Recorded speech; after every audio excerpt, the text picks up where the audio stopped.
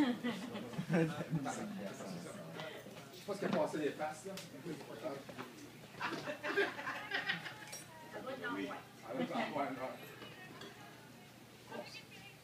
Premièrement, bravo Chloé. Parce que des fois, notre génération se fait beaucoup critiquer parce qu'il y en a beaucoup qui disent qu'on n'a pas de potentiel ou que tout ce qu'on fait, c'est rien faire, dans le fond.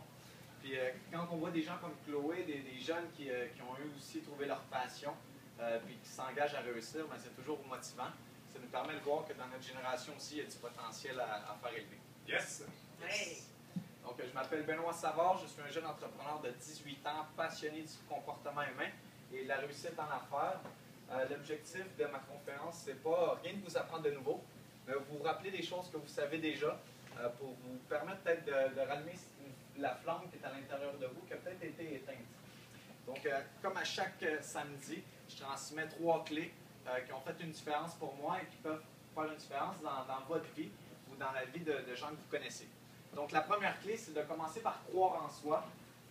J'ai interviewé un multimillionnaire la semaine passée à Toronto et il m'a dit une phrase en anglais, je vais la répéter en français. Il m'a dit « If people can discourage you, they will follow you ». C'est pas pire, ouais, c'est correct? Ce que ça veut dire en français, ça veut dire si les gens ne réussissent pas à te décourager, ben, ils vont te suivre. Donc, ça m'a beaucoup inspiré de commencer à voir ça.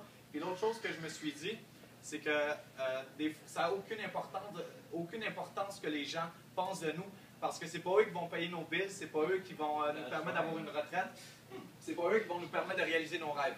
Donc, c'était la première clé, croire en soi. La deuxième clé, c'est le pouvoir de la concentration. Quand j'ai commencé à avoir des projets, je ne sais pas s'il y a des gens qui ont déjà eu des rêves, puis il y a des gens qui leur ont dit tout ce qui ne pourrait pas fonctionner. Ouais. Je vois ça me réconforte. En fait, c'est ce qu'on me disait à moi aussi. Puis le problème, c'est que je commençais à y croire. Jusqu'à temps que quelqu'un me dise Benoît, au lieu de te poser la question qu'est-ce qui ne fonctionne pas, pose-toi la question qu'est-ce qui pourrait fonctionner. Donc, c'est changer son focus sur le positif au lieu du négatif.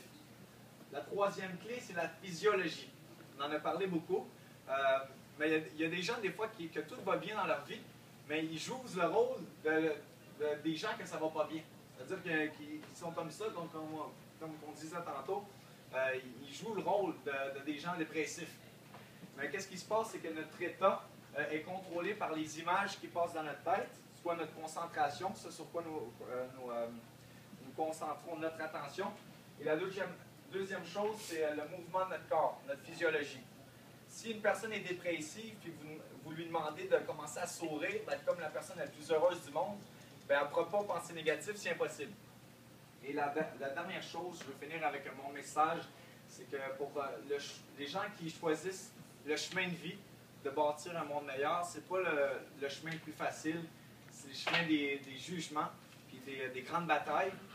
Mais les gens qui vont décider, les vrais champions, c'est les gens qui vont décider de prendre les roches et les lancer pour bâtir un monde meilleur. Donc,